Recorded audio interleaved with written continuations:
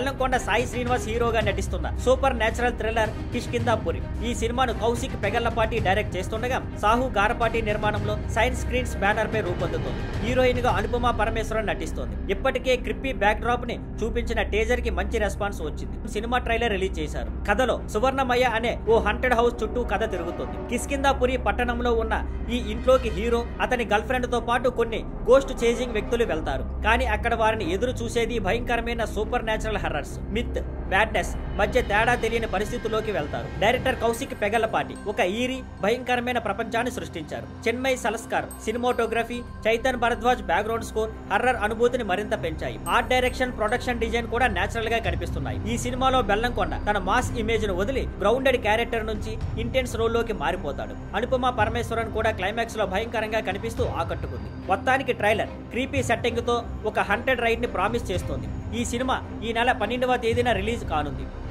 Thank you for watching. Please like, share and subscribe.